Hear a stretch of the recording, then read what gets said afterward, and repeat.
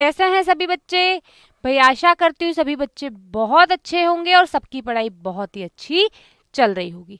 तो ये है हमारी कक्षा 10 की विज्ञान का समय और इस समय पढ़ते हैं हम रसायन विज्ञान। जैसा कि मैं सभी बच्चों को बता चुकी हूँ, जैसे जैसे हम बड़ी कक्षा में जाते हैं बेटा, हमारी विज्ञान 3 भागों में बढ़ जाती है: भौतिक विज्ञान, रसायन विज्ञान और जीव विज्ञान।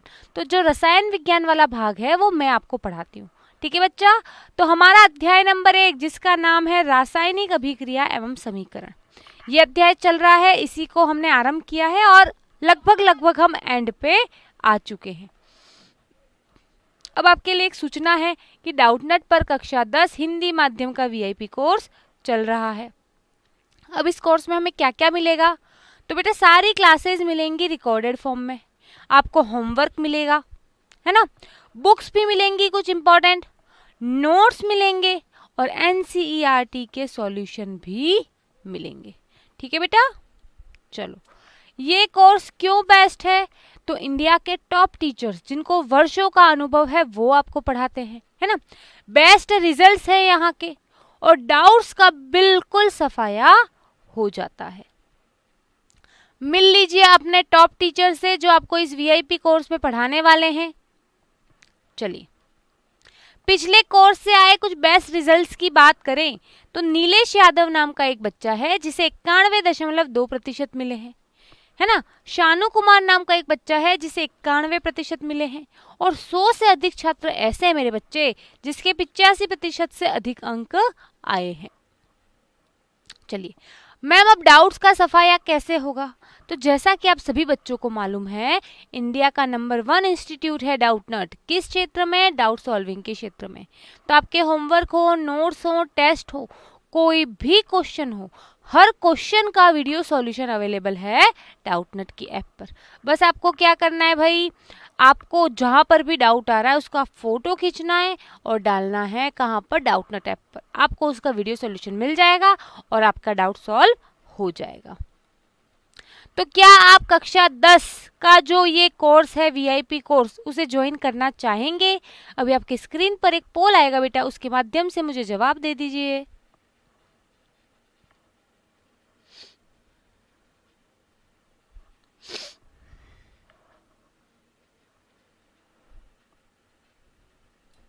आपका बहुत बहुत धन्यवाद, आपने पोल में पार्टिसिपेट किया। आगे बढ़ेंगे बेटा और देखेंगे क्विज। तो देखते हैं क्विज का पहला प्रश्न। यदि किसी तत्व पर आवेश बढ़ जाए तो उस तत्व का होगा। कल की क्लास में सारी चीजें पढ़ाई हैं, उसी पर आधारित क्वेश्चन है बेटा आपके।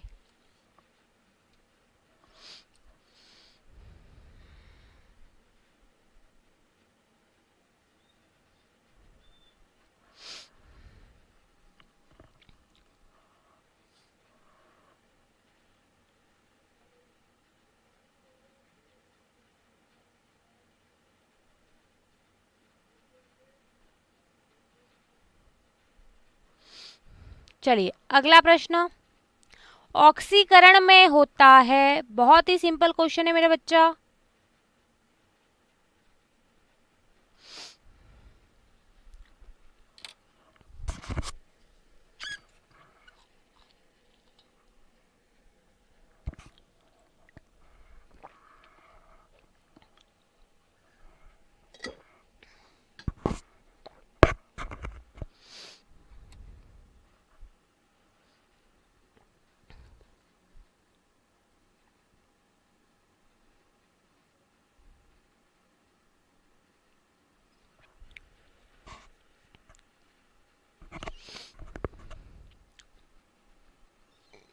अगला प्रश्न देखेंगे, यदि Cu+2 बन जाए तो कौन सी अभिक्रिया होगी?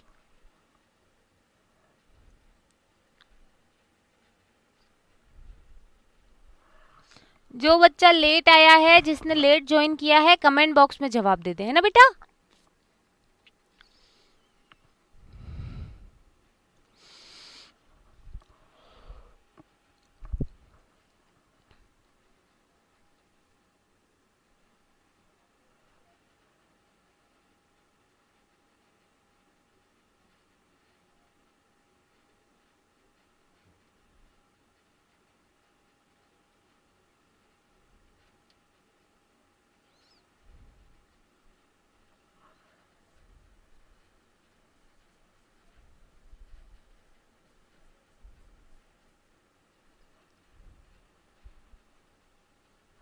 अगला प्रश्न देखेंगे, ऑक्सीकरण अभिक्रिया में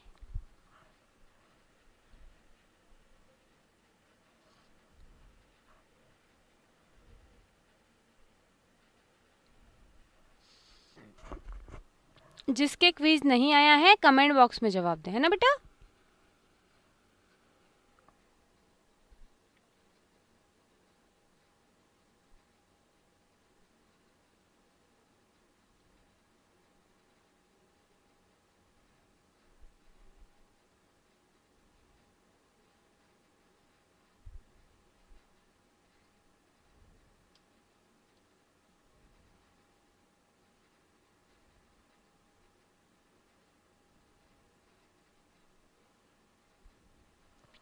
चलिए, इसी के साथ क्विज समाप्त। एक बार प्रश्नों के उत्तर देखते हैं, फिर आगे की बात करते हैं।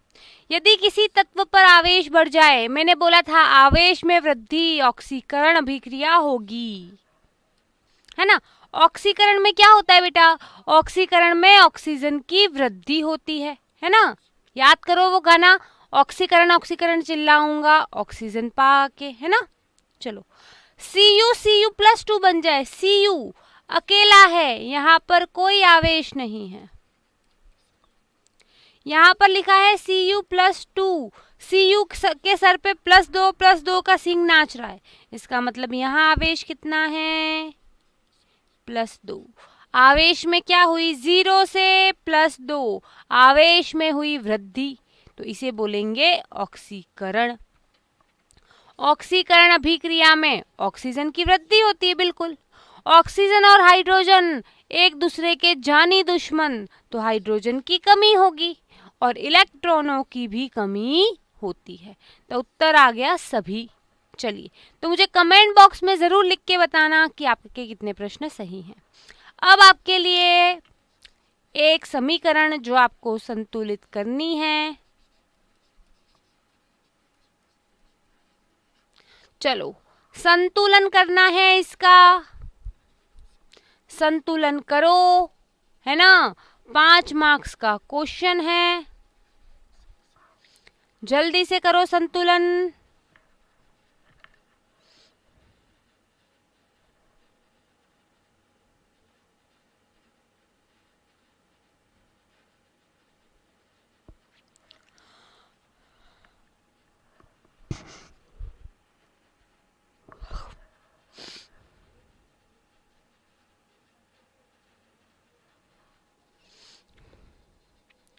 सभी बच्चे जवाब देंगे क्वेश्चन का। 3 मिनट हैं आपके पास, लीजिए अपना समय और कीजिए।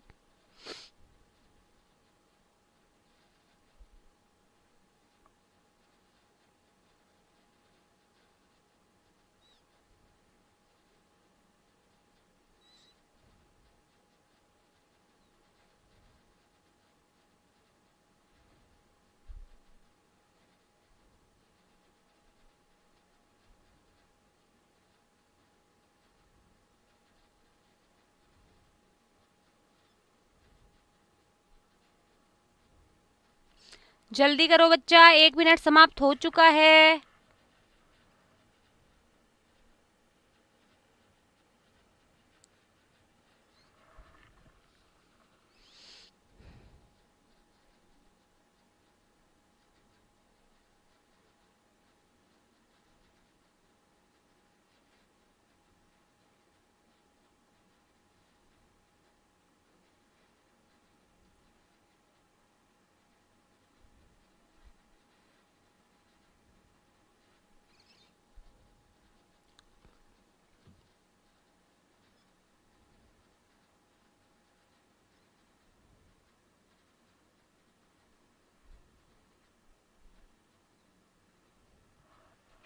चलिए बेटा, लास्ट के 30 सेकंड बचे हैं, जल्दी करके भेज दो आंसर।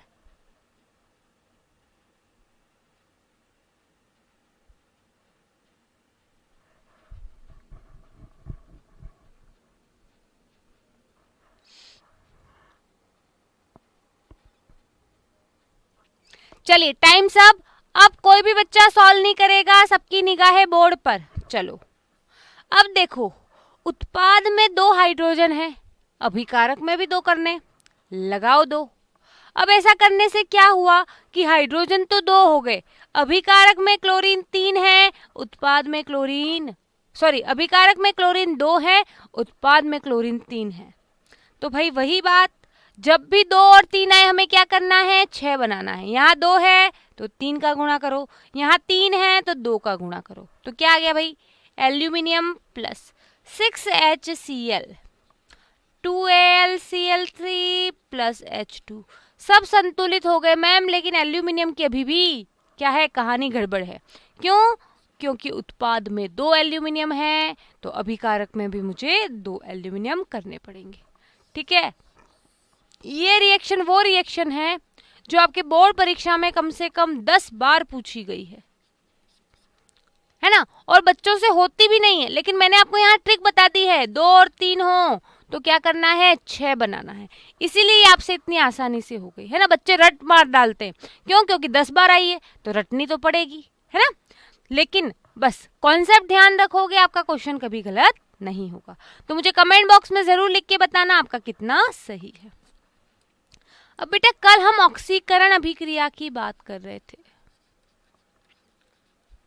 तो ऑक्सीकरण अभिक्रिया में क्या होता है, सबसे पहला होता है ऑक्सीकरण, है ना, मतलब ऑक्सीजन का जुड़ना।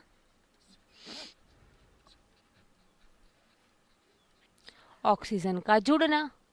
अब ऑक्सीजन और हाइड्रोजन दुश्मन है, तो यहां पर अगर ऑक्सीजन जुड़ेगा तो हाइड्रोजन भाग जाएगा, तो हाइड्रोजन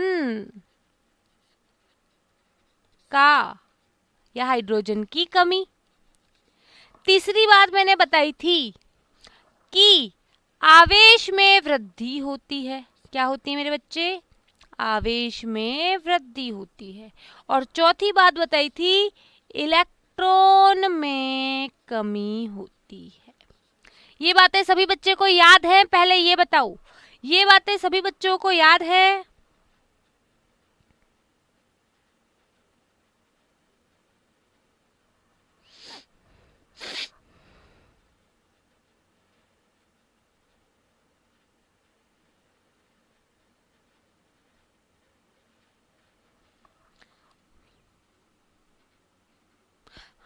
हाँ, यहाँ एक गड़बड़ कर दी है, बिल्कुल बिल्कुल बिल्कुल मुझे ध्यान आया कि यहाँ पर 6 HCl है तो प्रोडक्ट में 6 होने चाहिए। ठीक है, मैंने यहाँ गलती कर दी, मैंने अभी लिखा तो मुझे ध्यान आया, है ना। बिल्कुल बिल्कुल यहाँ पर 6 होगा। चलो, ये किस किस को पता है भाई, ये चीजें हो रही हैं, सबको पता है ना। चलो अब बेटा आज हमें बात करनी है अपचयन अभिक्रिया और रेडॉक्स अभिक्रिया की। तो बेटा जो ऑक्सीकरण होता है ना, उसका बिल्कुल विपरीत होता है अपचयन। तो अब आप बताओगे, मैंने ऑक्सीकरण में क्या क्या होता है लिखा है, तो अब आप बताओ अपचयन में क्या होगा। ऑक्सीकरण का बिल्कुल विपरीत होता है अपचयन में। अब आप बताओ, क्योंकि आज हमें रेडॉक्स अभिक्रिया भी करनी है और एग्जाम्पल करने हैं।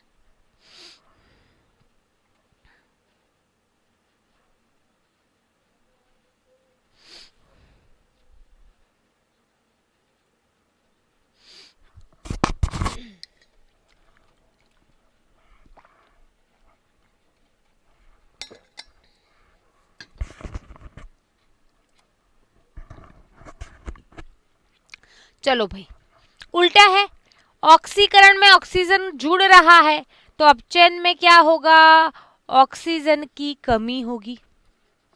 चलो, यहाँ ऑक्सीकरण में क्या हो रहा है, हाइड्रोजन की कमी हो रही है, तो अपचयन में उसका उल्टा क्या होगा बेटा, हाइड्रोजन की वृद्धि।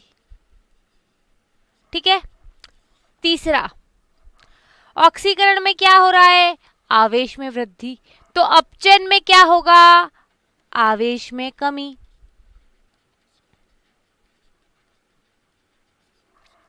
और चौथा, यहां इलेक्ट्रॉन की कमी हो रही है, तो यहां पर क्या होगा, इलेक्ट्रॉन की वृद्धि, है ना। चलो, ये सभी को पता है। अब यहां पे जो एक इंपॉर्टेंट बात है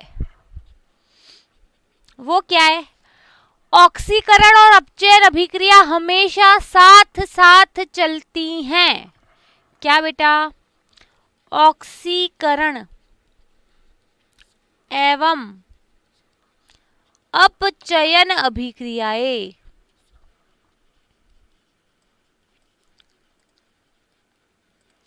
हमेशा साथ साथ चलती हैं। भाई जैसे पति पत्नी होते हैं ना, दोनों की एक दूसरे की बनती नहीं, एक दूसरे के विपरीत होते हैं। ऑक्सीकरण और अपचयन एक दूसरे के विपरीत है, लेकिन बेचारों को क्या करें, अब शादी हो गई है ना, पति पत्नी की शादी हो गई है, तो चलना तो साथ ही है। भले हमारे विचार विपरीत हैं, भले हमारी बनती ही नहीं है, लेकिन क्या करें, चलना तो साथ ही है। भाई शादी हो गई है।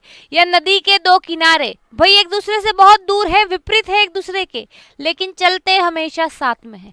तो ऑक्सीकरण और अपचयन अभिक्रिया हमेशा साथ साथ चलती हैं।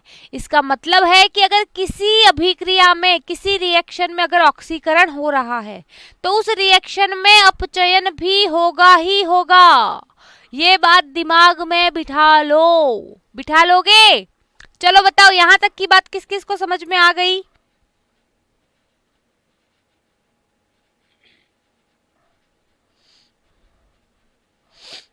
यहां तक की बात जिस जिस को समझ में आ गई कमेंट बॉक्स में थम्स अप दिखाओ, आगे बताऊंगी फिर मैं आगे की बातें। चलिए ठीक है। अब बेटा एक क्वेश्चन आया है हमारे बोर्ड में। क्वेश्चन क्या आया है, ध्यान से सुनना। क्या ऑक्सीकरण, हमारे बोर्ड का क्वेश्चन है, ठीक है, बोर्ड एग्जाम का। क्या ऑक्सीकरण एवं अपचयन अभिक्रिया हमेशा साथ साथ चलती हैं?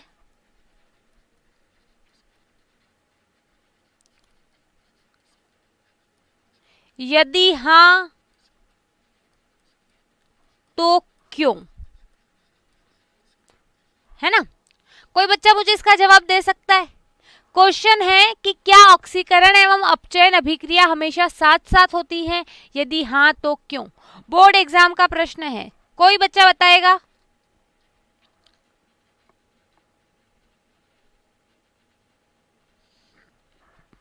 अभी मैंने स्टेटमेंट तो लिखवा दिया कि हाँ ऑक्सीकरण और अपचयन हमेशा साथ साथ चलती है, पर क्यों? कोई कारण बता सकता है?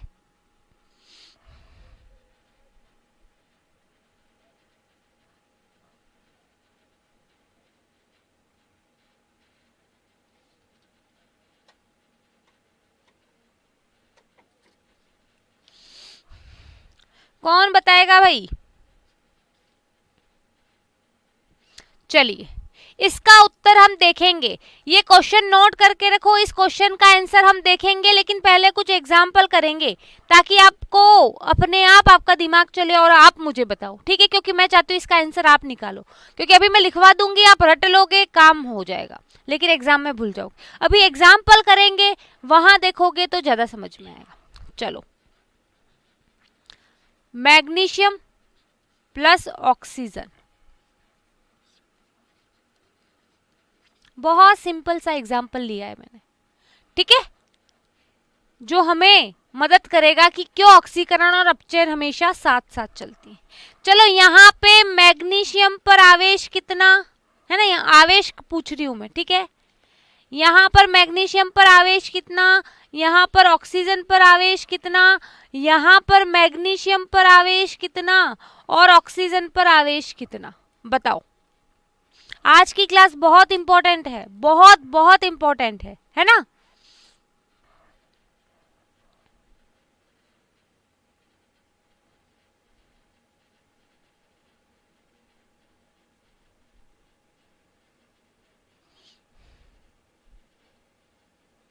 जल्दी से बताओ बेटा।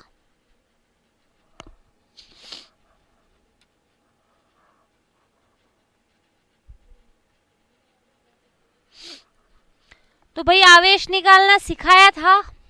यहाँ पर मैग्नीशियम अकेला है, उसके सर पर कोई भी सिंह नहीं नाच रहा, इसलिए यहाँ पर आवेश जीरो है, जीरो है ना। यहाँ पर भी ऑक्सीजन अकेला है, आवेश जीरो है। MgO कैसे बना? Magnesium oxygen. अब देखो क्या हुआ कि यहाँ पर मैग्नीशियम पर +2 आवेश है, यहाँ पर -2 आवेश है, ठीक है।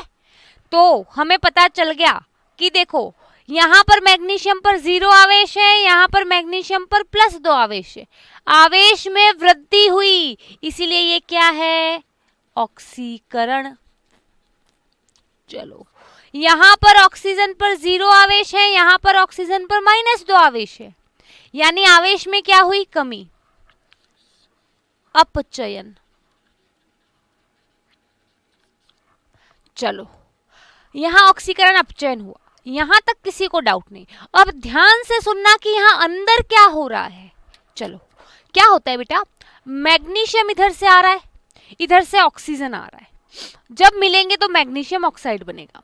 अब मैग्नीशियम ऑक्साइड बनने की कंडीशन क्या है कि मैग्नीशियम जो है वो 2 इलेक्ट्रॉनों का त्याग कर रहा है ना। मैग्नीशियम ने क्या किया, 2 इलेक्ट्रॉनों का त्याग किया।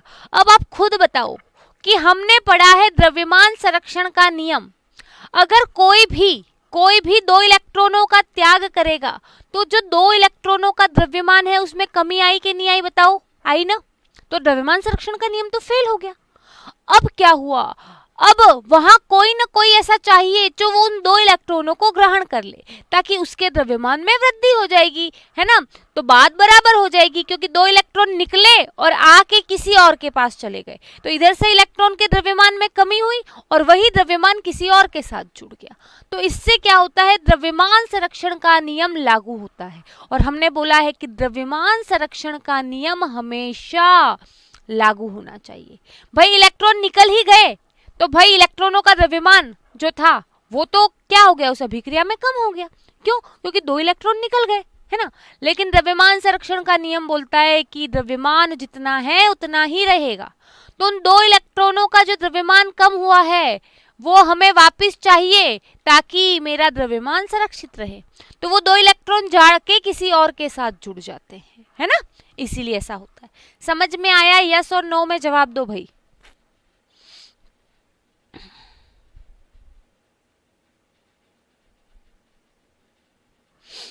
समझ में आया, यस और नो में जवाब दो।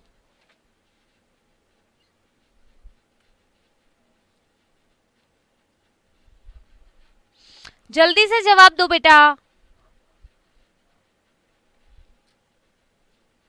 एक दो एग्जाम्पल और करते हैं, तो जिसको नहीं समझ में आया है उसको भी समझ में आ जाएगा। चलो देखते हैं यहां से। अब एग्जाम्पल लेते हैं हम।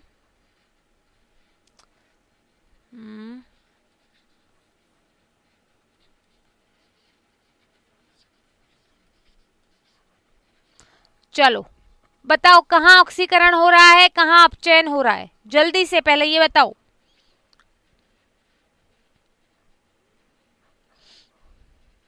जिसको समझ में नहीं आया है वेट करना, हम एग्जाम्पल बहुत सारे करेंगे तो समझ में आ जाएगा, और नहीं समझ में आएगा तो उत्तर लिखवा दूंगी, उसको रट मारना, ठीक है। चलो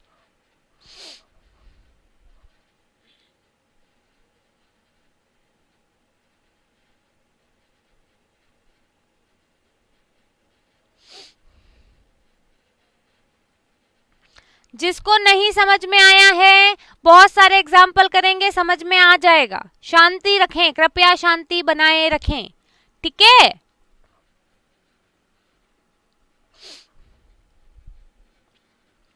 यहां पर कॉपर अकेला है तो कॉपर का आवेश है 0। यहाँ ऑक्सीजन अकेला है, उसके सर पर कुछ भी सिंग नहीं नाच रहा, क्योंकि अगर अकेला आदमी है तो उसके सर पर आवेश दिखेगा। तो यहाँ पर भी आवेश है 0। यहाँ पर देखो Cu कैसे बना, तो कॉपर +2 आवेश और ऑक्सीजन पर -2 आवेश, जब ये दोनों मिले तो CuO बना। यानी यहाँ पर कॉपर के पास 0 आवेश है, यहाँ पर कॉपर के पास +2 आवेश है, यानी आवेश में वृद्धि हुई। तो क्या हुआ, ऑक्सीकरण हुआ। यहाँ पे ऑक्सीजन के पास 0 आवेश है, यहाँ पर आवेश -2 है, आवेश में कमी हुई, इसलिए क्या हुआ, अपचयन हुआ। चलो अब बताओ, हाँ अब इस कॉपर ने क्या किया बेटा, इस कॉपर ने दो इलेक्ट्रॉनों का त्याग किया। मैंने आपको बताया है जब भी इलेक्ट्रॉन का त्याग करेंगे धन आवेश आएगा। कॉपर ने दो इलेक्ट्रॉनों का त्याग किया है इसीलिए उस पर +2 आवेश है। इसका ये मतलब होता है आवेश में वृद्धि का। क्या किसी पर भी धन आवेश है उसका मतलब है कि उसने इलेक्ट्रॉनों का त्याग किया है। यहाँ पर +2 लिखा, प्लस है इसलिए इलेक्ट्रॉनों का त्याग किया है और 2 है इसलिए 2 इलेक्ट्रॉनों का त्याग किया। अब भाई कॉपर ने 2 इलेक्ट्रॉन त्यागे तो वो क्या हवा में घूमेंगे? नहीं, कोई ना कोई आसपास होगा जो उसको लेगा। अब देखो क्या हुआ, यहाँ पर ऑक्सीजन पर -2 आवेश है। माइनस आवेश का मतलब होता है इलेक्ट्रॉन का ग्रहण। जहां पर भी किसी पर माइनस आवेश आए इलेक्ट्रॉन का ग्रहण। -2 है इसका मतलब 2 इलेक्ट्रॉनों का ग्रहण है। तो भाई किसी भी अभिक्रिया में अगर कोई इलेक्ट्रॉन त्याग रहा है तो वो इलेक्ट्रॉन कोई हवा में थोड़ी ना घूमेंगे। वो एक बात बताओ, मुकेश अंबानी किसी को पैसे दे रहा है तो वो पैसे हवा में घूमेंगे या कोई लेगा? कोई लेगा ऑब्वियसली, है ना। या मैं कोई दुकान पे जा रही हूँ, है ना, मैं पैसे दे रही हूँ दुकानदार को, तो भाई दुकानदार भी तो मुझे सामान देगा ना। ऐसा तो नहीं है कि मैं पैसे दुकानदार को दे के आ जाऊंगी। तो ऐसा तो नहीं है कि कॉपर बस इलेक्ट्रॉन का त्याग कर देगा। कोई ना कोई तो होगा जो उस इलेक्ट्रॉन को लेने वाला भी होगा। तो इलेक्ट्रॉन का त्याग भी हो रहा है, इलेक्ट्रॉन का ग्रहण भी हो रहा है। और मैंने बताया है जहां पर भी इलेक्ट्रॉन का त्याग हो, इलेक्ट्रॉन की कमी हो, ऑक्सीकरण है। जहां पर भी इलेक्ट्रॉन में वृद्धि हो, अपचयन है। तो इसीलिए ऑक्सीकरण और अपचयन हमेशा साथ साथ में होते हैं, क्योंकि कोई इलेक्ट्रॉन त्यागेगा तो कोई इलेक्ट्रॉन लेने वाला भी तो होना चाहिए। होना चाहिए कि नहीं होना चाहिए, बताओ। अब समझ में आया? यस और नो में जवाब दो जल्दी से।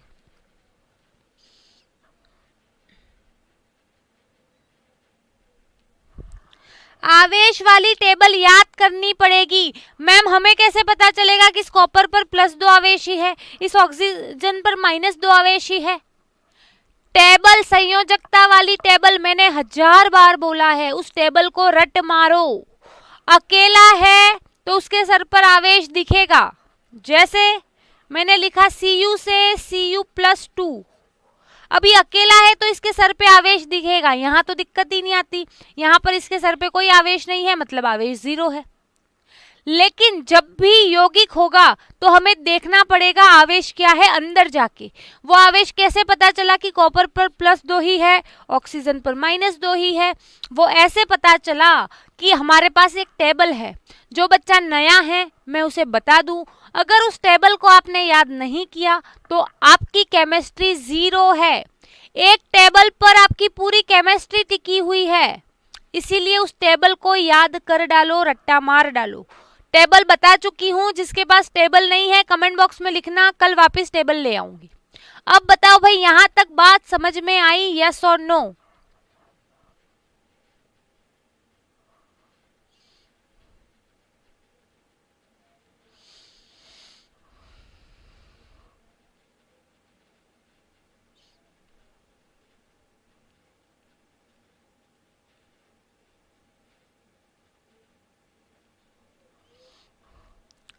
चलिए अच्छी बात है, अगला क्वेश्चन करते हैं। और एक चीज और ध्यान रखना कि ऑक्सीकरण और अपचयन हमेशा साथ साथ में चलती हैं और इसीलिए इन अभिक्रियाओं को रेडॉक्स अभिक्रिया कहते हैं। रेडॉक्स अभिक्रिया क्या होती हैं?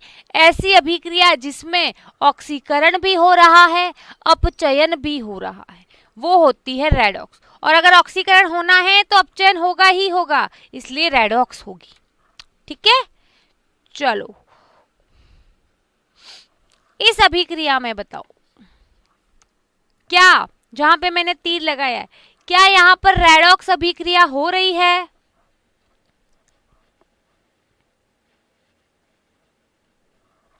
जिसके पास टेबल नहीं है कमेंट बॉक्स में लिख देना, कल लेके आऊंगी, क्योंकि मैं आपके कमेंट्स नहीं देख रही हूं अभी, है ना, तो मुझे नहीं पता कि आपके पास टेबल है या नहीं है। ठीक है, तो जिसके पास टेबल नहीं है, या तो दूसरे बच्चे जो क्लास में अटेंड कर रहे हैं और जिसके पास है वो कमेंट बॉक्स में डाल दो, है ना, नहीं तो कल मैं लेके आऊंगी। लेकिन वेट करना पड़ेगा, क्यों? क्योंकि मैं अभी आपके कमेंट्स नहीं देख रही, तो मुझे नहीं मालूम कि आपके पास टेबल है या नहीं है। चलो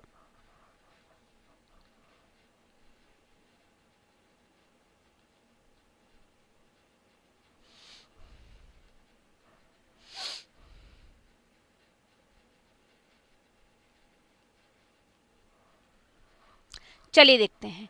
यहां पर देखो लोहे के पास 3 ऑक्सीजन है, जिंदगी आबाद है, खुश है, लेकिन ऑक्सीजन तो बेवफा निकली, लोहे को छोड़ के चली गई। क्या हुआ? यहाँ पर 3 ऑक्सीजन थे लोहे के पास, यहाँ पर एक भी ऑक्सीजन नहीं है। क्या हुई? ऑक्सीजन में कमी। और ऐसी अभिक्रिया जहां ऑक्सीजन में कमी होगी हम बोलेंगे अपचयन हो रहा है। चलो यहां देखो कार्बन के साथ ऑक्सीजन था, ऑक्सीजन ने सोचा और जुड़ जाता हूं, तो यहां देखो ऑक्सीजन में वृद्धि हो रही है। क्या हुई है बेटा? ऑक्सीजन में वृद्धि। और अगर ऑक्सीजन में वृद्धि होगी तो मैं आंख बंद करके बोल दूंगी ऑक्सीकरण हो रहा है। क्या हो रहा है मेरे बेटे? ऑक्सीकरण। तो इस अभिक्रिया में भी देखो ऑक्सीकरण और अपचयन दोनों हो रहे हैं। और ऐसी अभिक्रियाएं जिसमें क्या हो, जिसमें ऑक्सीकरण और अपचयन दोनों हो, रेडॉक्स अभिक्रिया कहलाती है। क्या कहलाती हैं? रेडॉक्स अभिक्रिया। क्लियर है? चलो अगला बताओ बेटा, जहां मैंने तीर लगाया है क्या रेडॉक्स अभिक्रिया है? कहां पर ऑक्सीकरण हो रहा है, कहां पर अपचयन हो रहा है?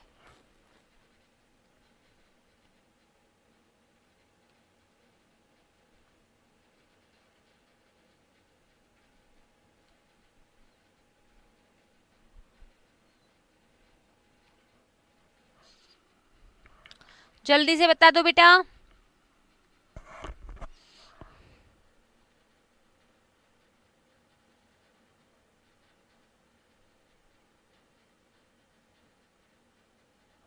चलिए यहां देखो कॉपर के साथ ऑक्सीजन था, ऑक्सीजन ने कॉपर से ब्रेकअप कर लिया, बेवफा निकली, ऑक्सीजन छोड़ के चली गई।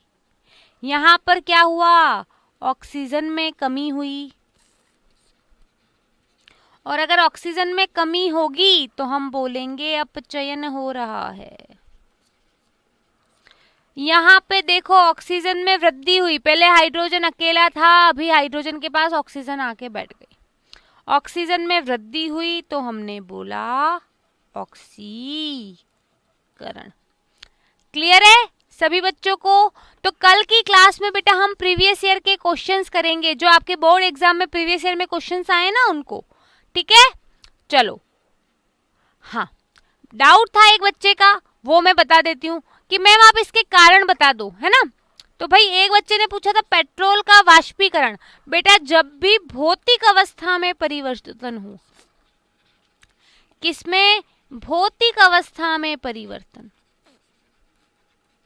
यानी ठोस से द्रव बने, द्रव से गैस बने, द्रव से ठोस बने, द्रव से गैस बने, गैस से ठोस बने, भौतिक अवस्था में परिवर्तन होगा तो वहां भौतिक परिवर्तन होगा। अब पहला है पेट्रोल का वाष्पीकरण। भाई वाष्पीकरण का मतलब क्या है? वाष्प बन रहा है, गैस बन रहा है, यानी भौतिक अवस्था में परिवर्तन है, इसीलिए भौतिक है। मैंने बोला था जहां पर भी जलना जलाना आ जाए रासायनिक परिवर्तन है, तो दूसरा है रासायनिक परिवर्तन। भाई गर्म करने के लिए भी तो जलाना पड़ेगा, यानी इसलिए यहाँ पर भी रासायनिक परिवर्तन है। दूध से दही बनना, वहां पर तो रासायनिक होगा ही होगा। ऊर्ध्वपातन, मैंने बोला भौतिक अवस्था में परिवर्तन। ऊर्ध्वपातन का मतलब है कि ठोस से गैस अवस्था में बदलना, भौतिक अवस्था में परिवर्तन। ऊर्ध्वपातन आ गया, वाष्पीकरण आ गया, संघनन आ गया, वहां सब जगह भौतिक परिवर्तन होगा। गर्म करने पर मोम का पिघलना, भाई यहां पर भौतिक और रासायनिक दोनों होंगे। भोजन का पाचन, मैं बता चुकी हूं, भोजन का पाचन रासायनिक परिवर्तन है, खाते कुछ और है, निकलता कुछ और है। चलो चीनी घोलने पर जल का कुछ ठंडा हो जाना, भाई पानी में शक्कर घोलना, ये भी आपका भौतिक परिवर्तन है। और मोमबत्ती का जलना सभी को पता है, भौतिक और रासायनिक दोनों है। तो आई होप जिस भी बच्चे ने डाउट पूछा था उसका क्लियर हो गया होगा। मैम कभी कभी अधिक अभिक्रियाशील तत्व कम अभिक्रियाशील तत्व को विस्थापित नहीं कर पाता, ऐसा क्यों? बेटा कहाँ लिखा है ऐसा? आपने जहाँ पे लिखा हुआ देखा है वो मुझे बताओ तो मैं बताऊंगी, है ना। ऐसे हम हवा में बातें नहीं कर सकते। आपने अगर किसी रेफरेंस में देखा है ऐसा तो मुझे बताओ, है ना, वो फोटो भेजो तो मैं आपको बताऊंगी। जाने से पहले हमारी एक क्विज बच रही है, उसको देख लेते हैं। देखते हैं क्विज का पहला प्रश्न, ऑक्सीकरण अभिक्रिया में क्या होता है भाई?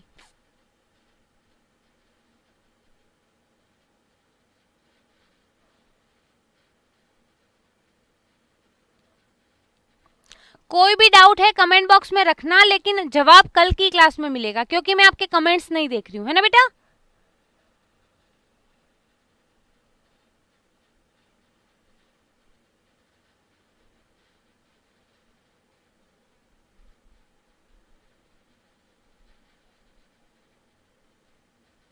चलिए अगला प्रश्न देखते हैं। यदि Fe+2 बन जाए तो कौन सी अभिक्रिया होगी?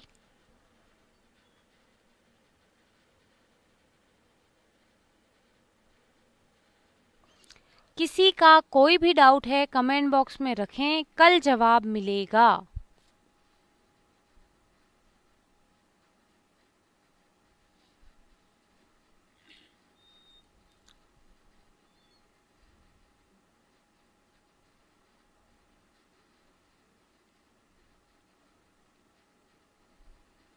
चलिए समय समाप्त, क्विज समाप्त, दोनों प्रश्नों के उत्तर देखते हैं। ऑक्सीकरण अभिक्रिया में आज ही बताया सारी चीजें होती हैं ये, है ना। Fe+2 बना भाई, यहां पर इसके सर पे कोई आवेश नहीं, आवेश 0 है, 0 से +2 हुआ, आवेश में वृद्धि हुई, और आवेश में वृद्धि हुई तो हम बोलेंगे ऑक्सीकरण। तो प्यारे बच्चों आज की क्लास को हम यहीं विराम देते हैं। आई होप आपको क्लास पसंद आई होगी। कोई भी डाउट है आप कमेंट बॉक्स में रखें, कल की क्लास में हम देखेंगे। तो मिलते हैं कल की क्लास में, तब तक के लिए bye bye, take care and 5 star rating देना ना भूलें।